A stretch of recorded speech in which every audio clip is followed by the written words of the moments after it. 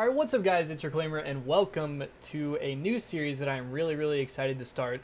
So a lot of people have been asking me about tips and analysis videos and when I'm going to bring back my theater analysis videos that I've been doing and just bring back some more tips because I know a lot of people are still really interested in tips.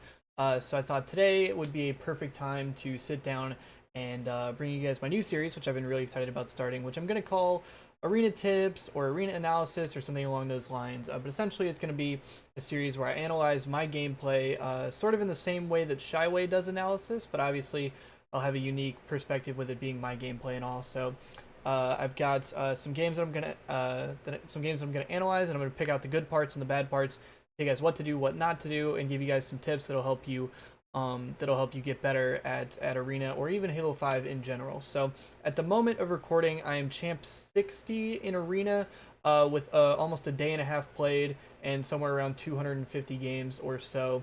And I have a pretty good KDA. I think it's somewhere around 6.8 or 6.7 or something like that. So I generally know what I'm talking about. I'm a pretty good player, and I've been playing Halo 5 pretty consistently ever since it released, with almost, I think I have in total somewhere around 60 days logged or something crazy like that.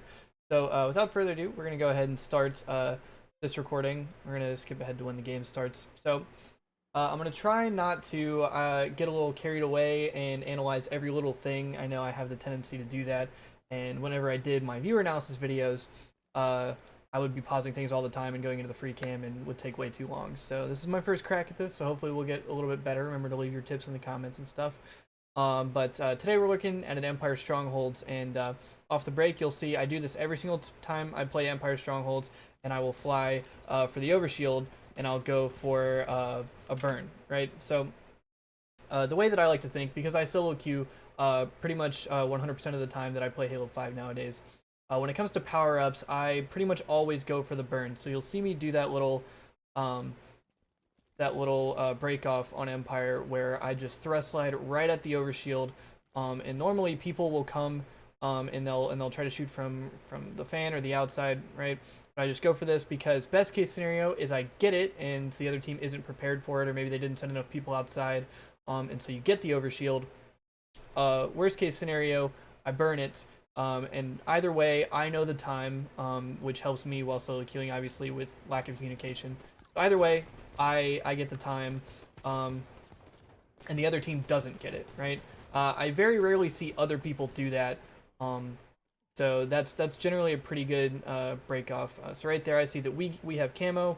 My teammate actually kind of bailed on me outside, I think is what happened there, so I end up getting melted by two people, which is fine. Again, the other team doesn't get the overshield, and we know the time for it. So right now, we have blue base, they have red base, so number one priority is to get kills and then go for the capture. The number one thing that I see in Strongholds, and especially Empire holds, is that it's always a fight for the pit, right? So people will constantly be in bottom middle, and the number one mistake that I see people make is that they go for the captures without getting the kills first. One thing that you'll see me do a lot throughout this game is I'll take like a position of height. I'll go top tower, I'll go like on top of the base right here, I'll go turbine. I play turbine a lot on Empire Strongholds, but I'll play those power positions, those frequent spots where you're able to put shots down on a lot of people, and go for the kills first. So right here you'll see I back off, I'm playing one of these power positions, and then we get 2 kills, and then we get in the stronghold. So we have numbers advantage. There are more of us alive than there are their team, and so we play it. And immediately I get out of the pit and I go turbine. Right? You never want to stick around the pit. That's the number one thing that I see people do, is they hang around the pit, and it's just a constant free for all of people flying towards the pit and dying over and over and over again, and it makes for a really fluky game, and you never really know who's gonna win. So the number one thing that I can say whenever you do have control is if you have a 2-cap, the number one thing you should do is stay alive. So you'll see, like, when we got that 2-cap, I immediately pushed outside here if I can go find it. So we get the 2-cap, we secure pit, and I immediately go outside and I'm looking for spawners, I'm looking for kills, but I'm putting myself in good positions to stay alive. I go on a flank and I end up getting 1 kill, putting shots on another guy and working with my teammates, and end up getting a 2nd kill right there. So just a small thing, but something to think about. Staying alive, especially in Strongholds, and especially in fast-paced Strongholds maps like Empire and Eden, are once you have that 2-cap, once you have control, stay alive. If your team, and this is something to think about while solo queuing, I think it's always a good idea to go for the 3-cap, but not if you're by yourself. So if you're solo queuing, definitely pay attention to what your teammates are doing. If your teammates are pushing for the 3-cap, you can push for the 3-cap as well. But the worst thing you can do when you have control is to give up an easy death, because then that'll lead to the enemy team regaining control, and that'll lead to them getting points, and obviously you losing the game eventually. So staying alive is incredibly important in Strongholds, more than most game types. Right here, we still have numbers with the enemy team decided to hop the pit, so played one of the power positions, which is Turbine, got easy shots on a guy pit, ended up getting the reset, and then right here, that guy ended up getting a little bit of a reversal on me, but I still got the kill, still got the reset. We still have numbers, and we're still winning with a 15-point advantage right here. So still got about 40 seconds until the power-ups start to come up. So right now we just want to stay alive. So we're putting shots on people, but I'm not over challenging right here. I'm not risking too much, right? And then right there we get numbers and immediately start to get aggressive, start to push for push for that trip cap, because my goal right here is to get the trip cap and stay alive for the power-ups. So I had a little bit of sloppy shots on that last gunfight, but ended up getting the kill. We got the trip cap, and now number one goal is to stay alive for power-ups. So right here I decided to push the pit just because I felt like I get a pretty easy stop right there, and I do. But now obviously playing for the overshield, so now I have the overshield time, which is 46, and you'll see me immediately double back to blue base to try to grab a home base control. One thing that you want to be super careful of whenever you have overshield, and this is just sort of a personal don't be an idiot thing, is always look out for camo, always look out for green gun. If you have a headset, the plasma pistol will obviously give a visual or an audio cue. Sorry, my teammate actually punched me there, that's why you saw me frown. But see right there, camo guy ended up having the green gun and challenging me, which burned my overshield, but I got the trade, so there's no more power-ups on the map. Neither team has them, which is good, puts us on equal footing. Right here, they start to cap the pit, so I realized that that's a stupid gunfight to take. So instead of, what a lot of people will do is once the pit starts to get captured, right? Obviously we go down, we go 3 dead right here, and the pit is starting to get captured, right? The red team is pushing into the pit, which they made the correct play. They had numbers, so they went to cap the pit.